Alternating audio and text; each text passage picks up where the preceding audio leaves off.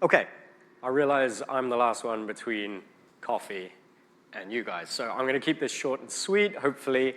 I'm going to do a quick history, the evolution of Kubernetes management. So hey, I'm Sam, CEO from Plural. There's been 3 major eras of Kubernetes management. So first era, 2014, 2015, cluster provisioning era. Main problem, can I just get a working cluster? I had just recently left Red Hat at this point. Red Hat had acquired OpenShift.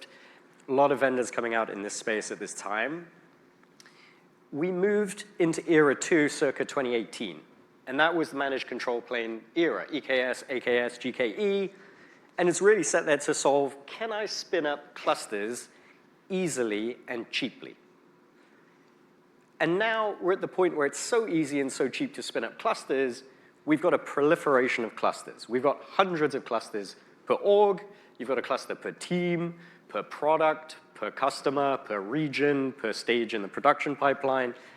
And so we're in the 3rd era, the fleet management era. How do I manage all these clusters? And you'll see at the bottom, there's this manual effort per cluster that's scaling with every cluster you're adding. And so what we're saying is it actually gets harder to manage the more clusters you have, the more people you need, and it's not getting any easier.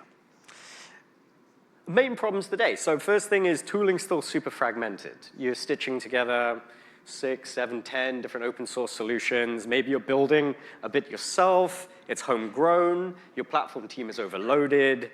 They are acting as support team. They are doing general maintenance. They're trying to keep the lights on. They're trying to deliver on roadmap. They're just stretched very thin. There's no unified view. What you end up with is a couple of UIs that you have to jump into, different monitoring tools, et cetera, to see what's going on. And everything is slow. It feels like a ticket. You need to get approval from multiple teams. You got to do troubleshooting. It's hard to jump between these disparate and disconnected systems. And so really, there's another era emerging. And what does it look like? The 4th era. That's where kind of we're looking at and what we're thinking about today. I don't know what it looks like. I mean, I think it's around operational readiness. I think it's around how do we essentially create new tooling to simplify that manual effort and really drag it back down and help it scale with the amount of clusters that you're going to bring in and sort of bend that curve of cost and knowledge. So where do you start? I mean, the first thing is to try and think about where are you getting stuck today. And generally, there's a lot of disparate systems that people are consuming from. It's, I've got to check my code, my config, I read the logs, I'm probably checking the clusters, or at least ingesting from the clusters APIs, reading documentation, et cetera. All of that context switching takes time. And what can you do to streamline it? I mean, it's about building the right tooling for sure, but it's also about trying to put in something as an accelerant.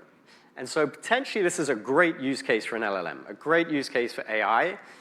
And if you do this in the right way, you're adding so much context to LLM that you create a really good scaffolding for an AI use case, delivering highly accurate, contextual insights to teams that can move much, much faster. And I know what you're thinking.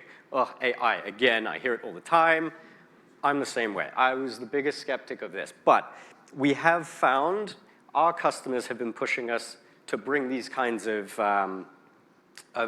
economies of scale into the product, and done in the right way, I think you end up actually with a highly impactful, valuable solution. Now, that's not to say AI is the silver bullet for everything.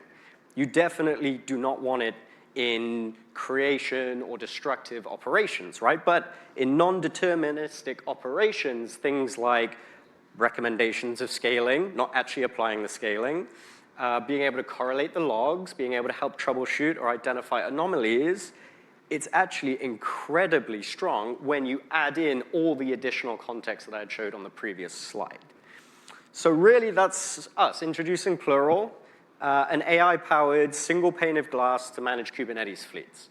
Now, it's not just an AI tool. We're not an LLM. What we are is a full operational suite for managing day 2 operations. Things like upgrades, yes, but also all the other things you need to do. Terraform execution, support, policy management, securing the cluster, adding your users, and using AI insights as an accelerator with human in the loop. And so auto-generated pull requests, you review, merge, approve, et cetera. That can help scale your team, your operations, and we see about a 90% reduction in operational effort and overhead of managing Kubernetes. So if that sounds interesting to you, come see it, check it out. We are running demos at our booth, giving out T-shirts. I think there's a Lego set we're raffling off later as well.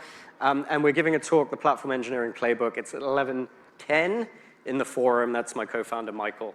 And we'd be glad to see you there. So thanks, guys. Good to be here. Have a great day.